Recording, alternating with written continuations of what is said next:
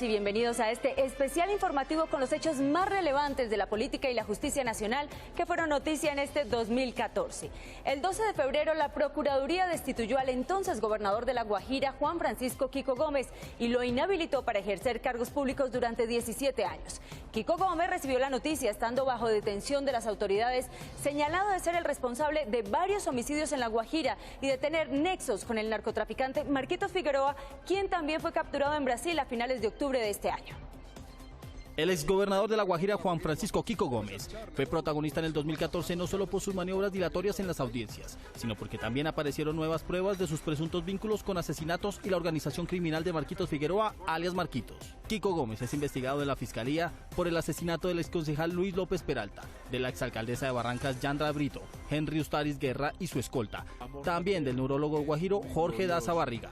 El 12 de febrero la Procuraduría General lo destituyó e inhabilitó por 17 años por haber cometido irregularidades en la contratación de la empresa que prestaría el servicio de seguridad y vigilancia privada a diferentes funcionarios y entidades del departamento de La Guajira. El 17 del mismo mes, la Fiscalía logró imputar cargos al exgobernador por ser el presunto autor intelectual. Los hechos son muy claros, son 3 homicidios agravados, 2 tentativas de homicidio y el porte de armas de uso privativo de las Fuerzas Armadas. Kiko Gómez trató de evitar el inicio del proceso en su contra. Escojamos una nueva fecha porque yo estoy detenido en la cárcel La Picota y podemos hacerla en otra oportunidad porque yo la voy a hacer es con mi abogado de confianza que me estoy preparando para esta imputación que me van a hacer. Gracias. El tribunal dispone que la audiencia se va a realizar. En marzo, la Fiscalía agudizó el accionar contra Kiko Gómez y ocupó varios de sus bienes con fines de extinción de dominio avaluados en 300 millones de pesos. La totalidad de las propiedades incautadas a Kiko Gómez en varias diligencias suman alrededor de 20 bienes localizados en los departamentos del Atlántico, La Guajira y Cesar por un valor de 3.575 millones de pesos. El 29 de abril, la Fiscalía dejó en firme la acusación en contra del exgobernador. En julio, tras una nueva audiencia para formalizar la acusación, el exgobernador nuevamente acudió a presuntas dilaciones en el proceso que se lleva en su contra. Su abogado pidió al juez del caso anular la legalización de captura por un error técnico en esa audiencia. El señor magistrado contestó señalando que por fallas técnicas, el video del 25 no carecía de audio, solamente existe video. Luego entonces, ahí hay una irregularidad. La audiencia tuvo que ser postergada por mes y medio más. Kiko Gómez no está en su afán de hacer ninguna actuación por fuera de la ley. Pero eso no es todo. Tan solo un mes después, la Fiscalía reveló que en el asesinato del médico Jorge Daza, uno de los contradictores más fuertes de Kiko Gómez, fue contratado un soldado profesional para organizar el crimen. Y la Fiscalía no descarta que el gobernador esté involucrado en el hecho. ¿Qué hacía un soldado profesional metido en este tema? Y los autores o las investigaciones que están adelantando, nos pueden llegar a concluir de que efectivamente hay unas personas de muy alto nivel atrás. Solo hasta el 25 de septiembre la Fiscalía logró dejar en firme la imputación de cargos contra Gómez Erchar e investiga si los crímenes presuntamente fueron orquestados entre el exgobernador y el detenido narcotraficante Marcos Figueroa, alias Marquitos, capturado en Brasil. Juan Francisco Kiko Gómez permanece recluido en la cárcel La Picota en Bogotá, mientras que Marquitos Figueroa está preso en una prisión de Sao Paulo y está a la espera de su regreso en Colombia mediante la figura de deportación. Continuamos con este especial de escándalos judiciales y de política. A mediados de febrero se hicieron públicas varias conversaciones telefónicas entre el detenido coronel Robinson González del Río y algunos de sus socios, que pusieron en evidencia cómo el alto militar manipulaba contratos al interior de las Fuerzas Armadas.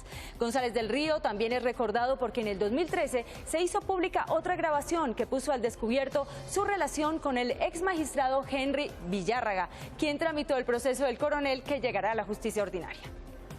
Cientos de grabaciones telefónicas en las que aparece el teniente coronel Robinson González del Río dejaron al descubierto cómo él y sus socios manipulaban contratos al interior de las fuerzas militares para quedarse con una buena parte del dinero que allí se invertía. El 15 de febrero la revista Semana reveló varias de las conversaciones que daban cuenta de los movimientos del detenido coronel. Aló, yo González. Buenas tardes, ¿cómo ha estado? ¿Me reporte nada? ¿Qué van viendo? Bien, pues aquí me tienen. González ya era recordado por unas conversaciones que en 2013 había revelado Noticias 1 en las que dejaron al descubierto sus vínculos con el exmagistrado del Consejo Superior de la Judicatura, Henry Villarraga, quien tuvo que renunciar a su cargo por haber tramitado el proceso de González para evitar que llegara a la justicia ordinaria. El coronel Robinson González del Río, acusado por falsos positivos y detenido en el centro de reclusión militar en el sector de Puente Aranda en Bogotá, tenía desde allí línea directa con el entonces comandante de las fuerzas militares, general Leonardo Barrero. El retirado comandante apareció hablando con el detenido coronel González, donde le recomendó que se pusiera de acuerdo con otros acusados para incriminar falsamente a los fiscales que lo investigaban. El testigo que nombró, el testigo que ha colocado al fiscal a través de contra mía, resultó denunciando al fiscal. La verdad, y le dieron decisión penal disciplinaria al fiscal. Sí, le dieron decisión penal disciplinaria al fiscal. Bueno, y tienen que ahí le toca pegarse a todo, hermano, aprovechen y una entendida puta con eso tiene que ser inteligente. Yo le voy a dar una mafia para denunciar al fiscal y todo, nada más. Tan solo un día después de la denuncia, a través de un comunicado, el presidente de la República, Juan Manuel Santos, solicitó a la Fiscalía, a la Procuraduría y la Contraloría investigar los contratos al interior de las fuerzas militares. Me siento indignado por el daño que esto causa a las fuerzas militares y al país. Tras la indignación del presidente, el ministro de Defensa Juan Carlos Pinzón llamó a calificar servicios a toda la línea de mando de los sitios de reclusión militar que estaban antes de junio de 2013. Asimismo, llamó a calificar servicios al detenido coronel Robinson González. Vamos a actuar con absoluta firmeza en contra de la corrupción y a favor de las instituciones.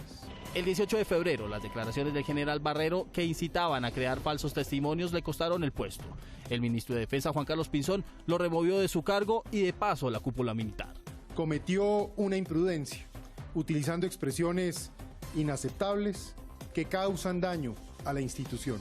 Mi retiro obedece a una decisión política que se produce por un infortunado episodio relacionado con una conversación privada hace 2 años con un oficial subalterno sindicado por el delito de homicidio. Pero los tentáculos del coronel no dejaban de lado la justicia. Otras conversaciones dejaron al descubierto que la jueza 45 de conocimiento de Bogotá asesoraba a González del Río y a otros implicados en falsos positivos. ¿Y cuándo le puedes dar plata al investigador?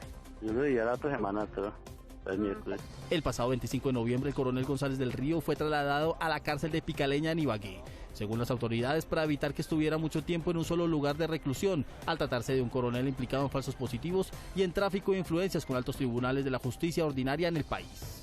El coronel González del Río firmó un preacuerdo con la Fiscalía, organismo judicial que investiga a varios militares de alto rango que presuntamente estarían involucrados en los negocios del coronel González, entre ellos el actual comandante de las fuerzas militares, general Juan Pablo Rodríguez. El alcalde de Bogotá, Gustavo Petro, también protagonizó una de las noticias políticas más importantes de este año por cuenta de una decisión de la Procuraduría de destituirlo. Aunque el viacrucis de Petro por mantenerse en la alcaldía comenzó a finales de 2013, solo hasta el 18 de marzo de este año el Consejo de Estado dejó en firme la destitución.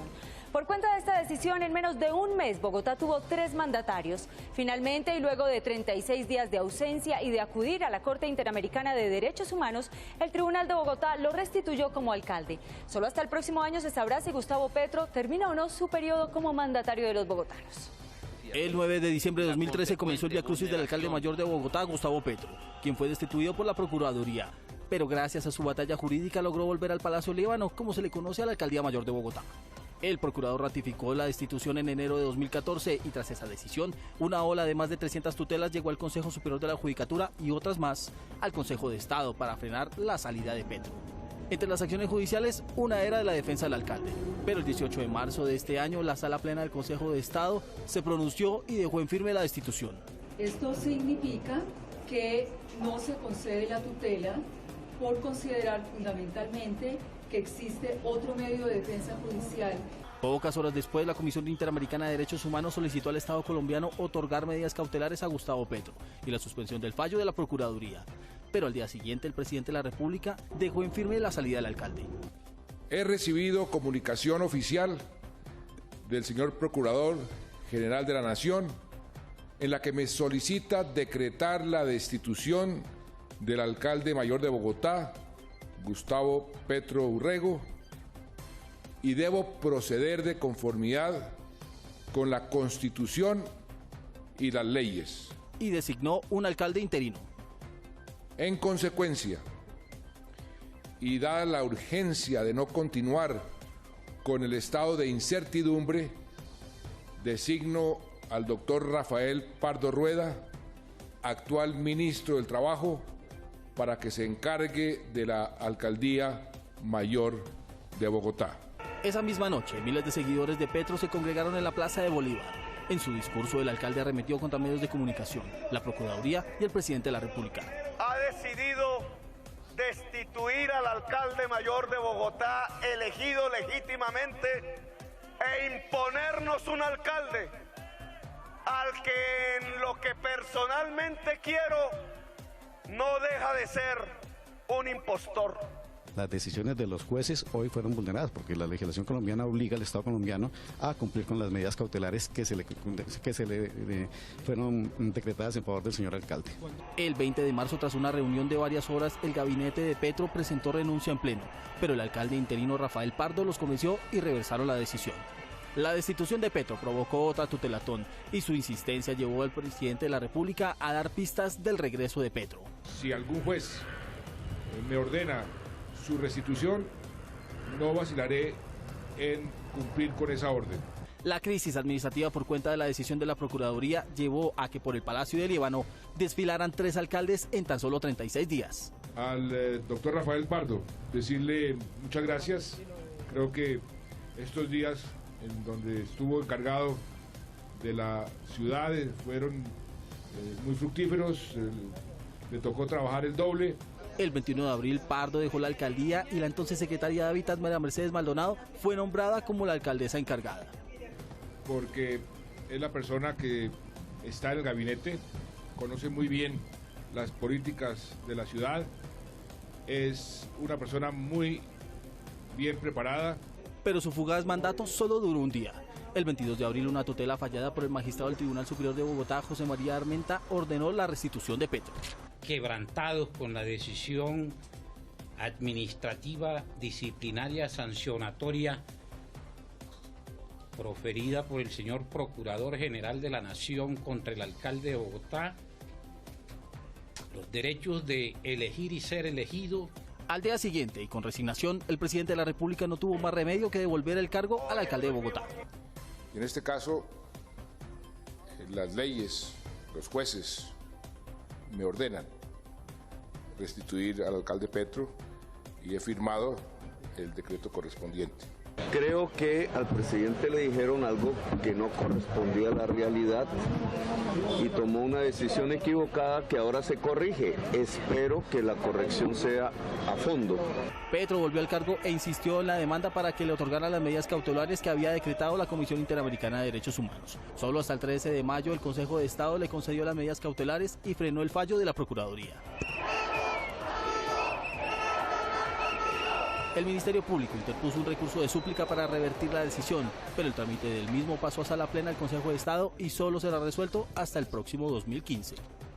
Haciendo un resumen de este 2014, otra de las noticias más relevantes este año en materia judicial fueron los casos de ataques con ácido. Los jóvenes Natalia Ponce de León y Alejandro Correa se convirtieron en las víctimas más visibles de estos aberrantes hechos. Natalia fue atacada en su cara frente a su vivienda por un hombre identificado como Jonathan Vega, quien fue capturado, mientras que peor suerte corrió Alejandro Correa, pues no logró sobrevivir a las quemaduras en su cuerpo. Los ataques con ácido en el país se dispararon en el 2014. Los químicos se convirtieron en un arma silenciosa que obligó a la intervención del gobierno nacional para disminuir el accionar de la delincuencia. La racha de crímenes con ácido se agudizó el 27 de marzo cuando se conoció el caso de Natalia Ponce de León en el norte de Bogotá. Su caso conmovió a todo el país, porque a sus 33 años de edad fue atacada con ácido en su rostro en la entrada del edificio donde reside por este joven identificado como Jonathan Vega y quien al parecer se habría obsesionado por ella. Esperamos que sea condenado a la pena máxima de 30 años, esperamos que se genere un precedente judicial lo suficientemente contundente para que este tipo de hechos tan lamentables no se vuelvan a repetir. Jonathan Vega fue capturado gracias a que varias cámaras de seguridad captaron el momento en el que perpetró el ataque. A Vega le imputaron el delito de tentativa de homicidio, cargo que no aceptó.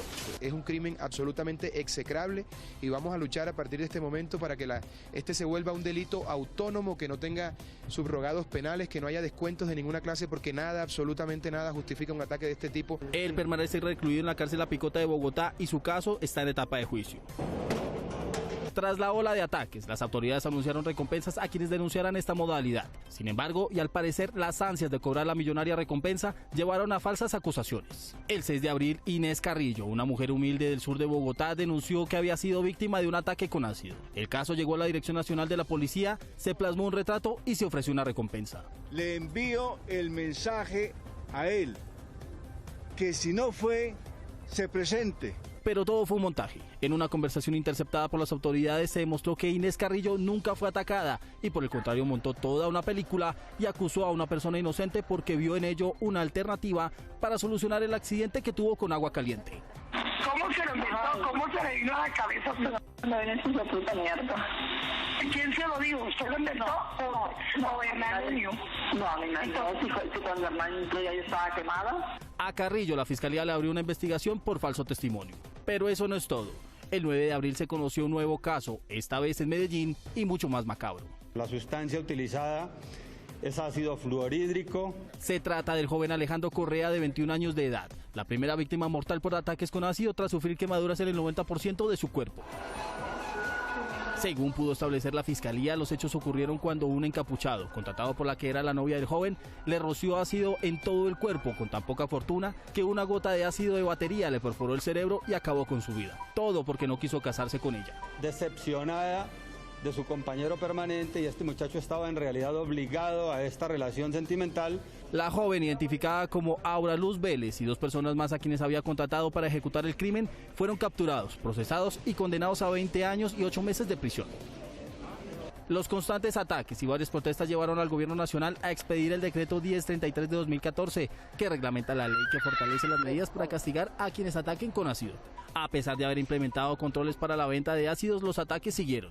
En agosto 21, una pareja de novios fue atacada por desconocidos cuando transitaban por las calles del municipio de Soacha.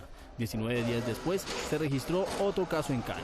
En la última década se han registrado más de 900 casos de ataques de ácido en todo el país, según determinó Medicina Legal. Seguimos con el recuento de las noticias más destacadas. Las campañas a la presidencia de la República no solo estuvieron manchadas por los insultos habituales entre los candidatos, sino por una serie de escándalos y acusaciones entre sí que fueron catalogadas por la comunidad internacional como una de las campañas presidenciales más sucias en la historia del país. La campaña presidencial estuvo marcada por una competencia llena de acusaciones, espionaje y polarización que dejó al país mal parado ante la comunidad internacional, luego que la contienda por el Palacio de Nariño fuera catalogada como una guerra sucia. Aunque la lucha por la presidencia tuvo 5 candidatos, Juan Manuel Santos, Oscar Iván Zuluaga, Marta Lucía Ramírez, Enrique Peñalosa y Clara López, 3 de ellos se vieron opacados por la rivalidad plasmada entre los candidatos Santos y Zuluaga. El primero se la jugó por la paz, mientras que el segundo por la mano dura. Que con usted no se puede ser respetuoso. La campaña comenzó a ensuciarse en medio de los debates televisados, donde salió a relucir más el insulto que las propuestas para el país. Presidente que no ganó ni siquiera la primera vuelta, que no ha podido convencer a los colombianos con el país de las maravillas que usted todos los días los dice. En todos los debates el tema más discutido fue la paz. Dígale al país si quiere que Timochenko vaya al Congreso o no. Dígaselo con claridad al país. Deje de decir mentiras, doctor Oscar Iván. Pero eso no es todo. Los debates solo fueron una parte de la disputa presidencial. Las diferencias políticas crecieron y comenzaron las denuncias. El primero en dar un golpe fue el Centro Democrático. Uribe denunció que dinero del narcotráfico habría entrado a la campaña presidencial de Santos en 2010. El dinero presuntamente lo habría entregado uno de los hermanos Comba a 2 asesores del presidente, entre ellos JJ Rendón y Germán Chica. Pagó saldos con dineros que habría aportado JJ Rendón. El venezolano Rendón renunció inmediatamente después de reconocer que intercedió en el caso, aunque negó haber recibido el dinero. La campaña no podía ser peor. Días después, las autoridades arrestaron a Andrés Sepúlveda, un experto en informática de la campaña de Zuluaga, y lo acusaron de haber infiltrado los correos electrónicos de los negociadores de las FARC y del mismo Santos. Zuluaga salió al paso y dijo que todo era un montaje.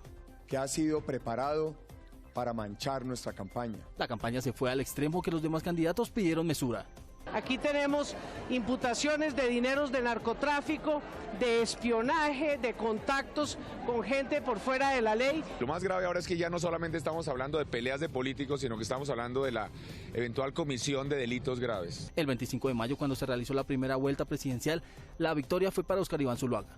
Si cuento con su confianza, pueden tener la certeza de que voy a ser el presidente de los 47 millones de colombianos. Para la segunda vuelta hubo unos cambios sorprendentes de votación frente a la primera. En ciertas regiones donde había ganado Santos por poco, en junio ganó por mucho y se llevó la presidencia. Uno de los factores a favor de Santos fue la alianza con el Polo.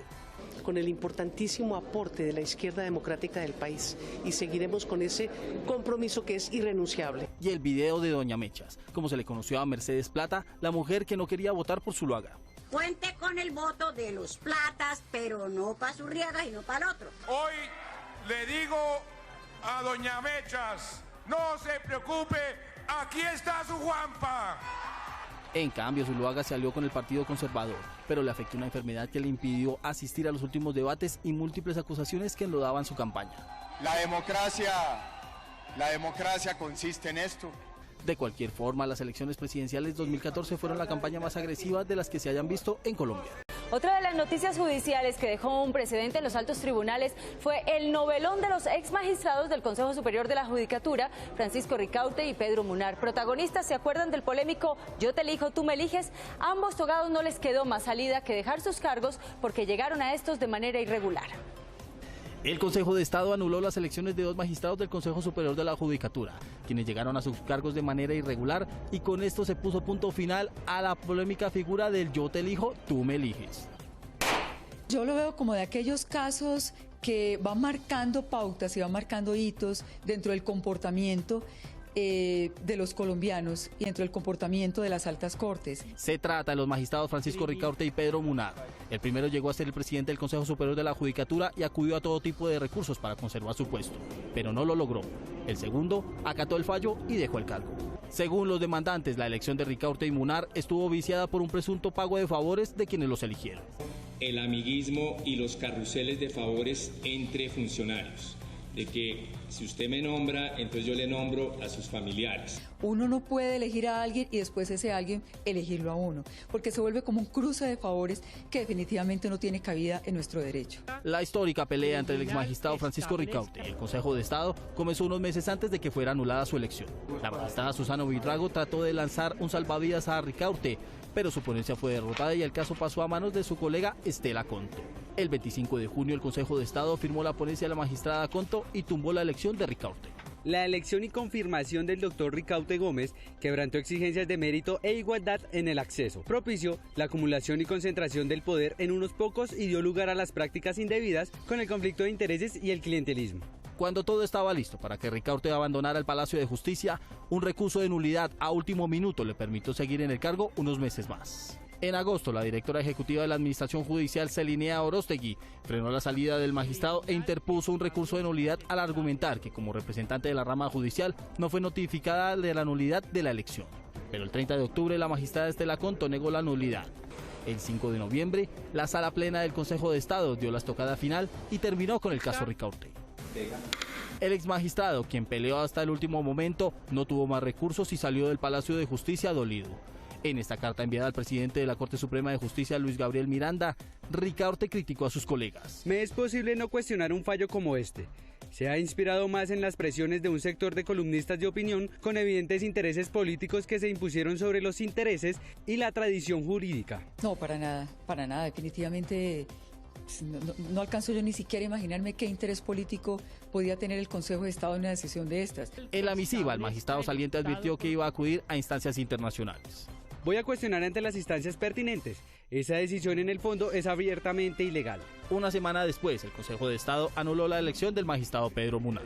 Soy el primer ciudadano obligado a acatar las decisiones judiciales, de manera que respetaré la decisión judicial. El Consejo de Estado cerró la puerta al "yo te elijo, tú me eliges". Sin embargo, la puerta giratoria sigue vigente, es decir, que por ahora los magistrados pueden seguir saltando de una corte a otra hasta tanto su prohibición quede en firme en la reforma al Estado que cursa en el Congreso de la República. Sin duda, el debate más esperado del año fue el protagonizado por los senadores Iván Cepeda y Álvaro Uribe Vélez. Sin embargo, la discusión terminó en una serie de acusaciones de parte y parte, pero con poco contenido de fondo sobre las verdades del paramilitarismo en Colombia. Uno de los enfrentamientos más intensos al interior del Congreso durante el 2014 fue sin duda el debate que el senador Iván Cepeda hizo en contra de su homólogo Álvaro Uribe Vélez. La sesión no solo enfrentó a los protagonistas, sino al legislativo entre sí. Los inconvenientes para realizar el debate comenzaron desde que se anunció la iniciativa. El 2 de septiembre los uribistas recusaron al senador Cepeda para evitar el debate por paramilitarismo. Acción judicial que fue interpuesta por Fernando Alameda Alvarado, director de la Fundación Centro Pensamiento. Solo 7 días después, la Comisión de Ética del Senado se pronunció, negó la recusación y aprobó la realización del debate condicionándolo a que el senador Cepeda no podía mencionar el nombre de Uribe Vélez. El 10 de septiembre la plenaria del Senado confirmó la mordaza para el congresista. Voy a hacer un debate como se hacen todos los debates, llamando las cosas por su nombre. Sobre las 10 de la mañana del 17 de septiembre, el senador Cepeda comenzó su intervención y el nombre que estaba prohibido por la Comisión de Ética del Senado fue mencionado más de 3 veces. Álvaro Uribe Vélez. Tan solo habían transcurrido unos minutos y el senador citado se fue del recinto. Tiene la palabra. Argumentando que iba a denunciar ante la Corte Suprema presuntas alianzas criminales que auspiciaron el debate que ese día se hacía en su contra. Promovido por el grupo terrorista La FARC, sus aliados de siempre, los paramilitares, sus nuevos secuaces, sus antiguas víctimas, publicitado por Telesur y Canal Capital, medios de comunicación serviles del terrorismo, ordenado por el presidente de la República. En el debate, el senador Cepeda hizo un recuento de la historia política de Uribe, de sus presuntos nexos con Paras y de la presunta red criminal que conformó. 24 paramilitares que han hecho distinta clase de afirmaciones que comprometerían a Álvaro Uribe en distintos momentos de su carrera política. También de la historia de la familia de Uribe. O sea que ninguna relación de carácter ajeno, distante, familiar, no, una relación completa. El expresidente se defendió. Desmonté los paramilitares, no los conocí. También a su familia. Santiago, mi hermano, herido junto con mi padre. Cuando empieza mi aspiración a la gobernación de Antioquia, empiezan los ataques a mi hermano, por la sola circunstancia de ser mi hermano. El debate se salió de control y Uribe la emprendió contra otros legisladores, sorpresivamente contra el senador Jimmy Chamorro, a quien acusó de tener nexos con el narcotráfico.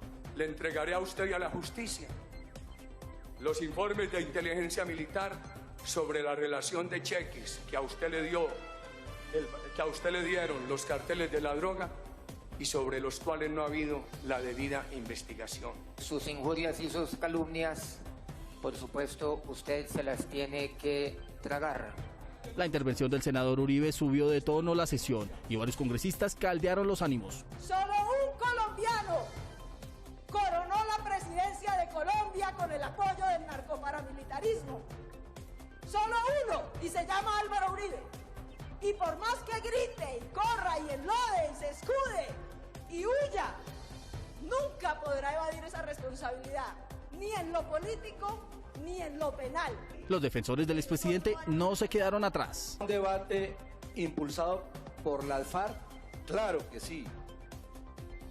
Su vocero lo propició, su vocero en el Congreso.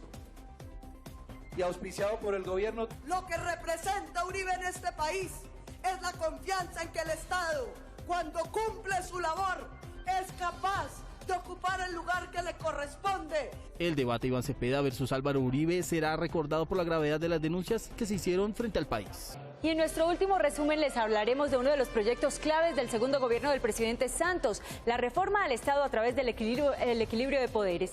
El proyecto que ha sido acogido por la mayoría de los congresistas tumba la reelección presidencial, también la del procurador, fiscal general, contralor y crea un tribunal de aforados y cierra la puerta giratoria en las altas cortes.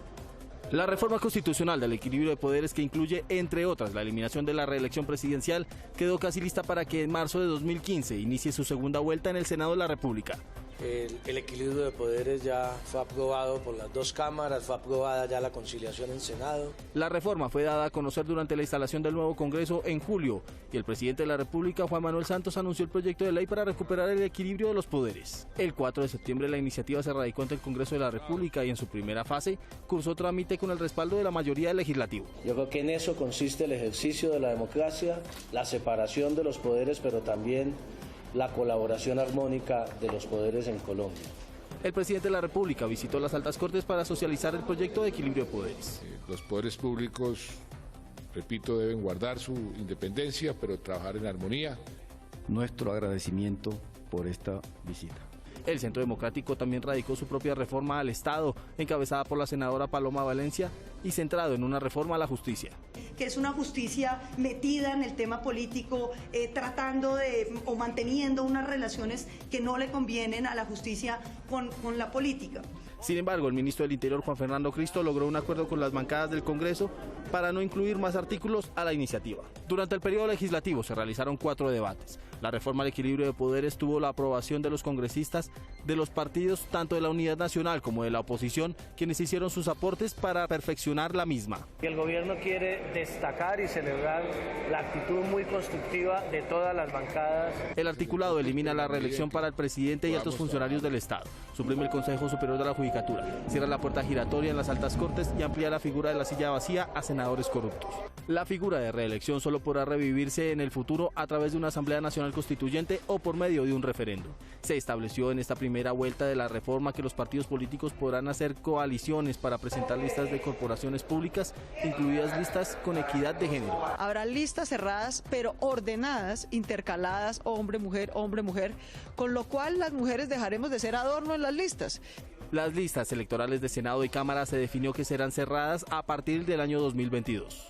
De la discusión en materia de justicia también participó el fiscal general de la Nación, que calificó la reforma como un acto revanchista por parte del Congreso. No se trata de una reforma de equilibrio de poderes, sino de una reforma de desequilibrio de los poderes en Colombia.